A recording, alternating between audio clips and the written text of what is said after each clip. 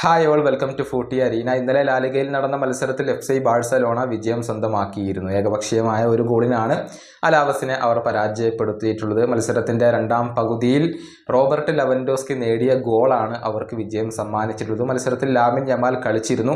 ഏവരെയും അത്ഭുതപ്പെടുത്തിയ ഒരു ഡ്രിബ്ലിംഗ് മികവ് അദ്ദേഹത്തിൻ്റെ ഭാഗത്തു നിന്ന് നമുക്ക് കാണാൻ കഴിഞ്ഞിരുന്നു. മൈതാന മധ്യത്തിലായിരുന്നു ഏകദേശം 6-7 താരങ്ങളെ ഒറ്റയ്ക്ക് ലാമിൻ യമാൽ ഡ്രിബിൾ ചെയ്യുന്ന ഒരു കാഴ്ച എല്ലാവർക്കും കാണാൻ കഴിഞ്ഞത്. ഒരു മെസ്സി വൈബ് നൽകി എന്നാണ് പലരും അഭിപ്രായപ്പെട്ടത്. മെസ്സി തൻ്റെ ആ ഒരു പ്രൈം സമയത്ത് നടത്തിയ ഡ്രിബിളുകൾ അതിന് സമാനമായ ഒരു ഡ്രിബിളിംഗ് മികവ് തന്നെയാണ് ലാമിൻ യമാൽ പുറത്തെടുത്തിട്ടുള്ളത്.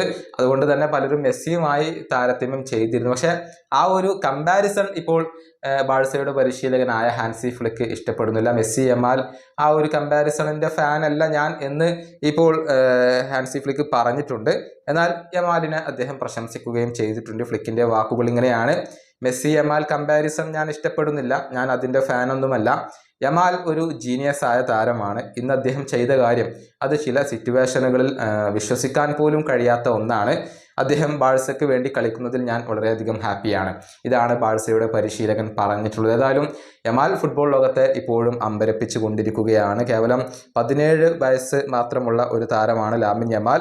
സ്ഥിരതയാർന്ന പ്രകടനം അദ്ദേഹം നടത്തുന്നു. അതുകൊണ്ട് തന്നെയാണ് പരിശീലകർ അദ്ദേഹത്തെ സ്ഥിരമായി ഉപയോഗപ്പെടുത്തുന്നത്. 5 ഗോളുകളും 10 അസിസ്റ്റുകളുമാണ് ഈ ഒരു ലാലിഗയിൽ അദ്ദേഹം സ്വന്തമാക്കിയിട്ടുള്ളത്. നിലവിൽ FC ബാഴ്സലോണ പോയിന്റ് പട്ടികയിൽ 3-ാം സ്ഥാനത്താണ് ഉള്ളത്.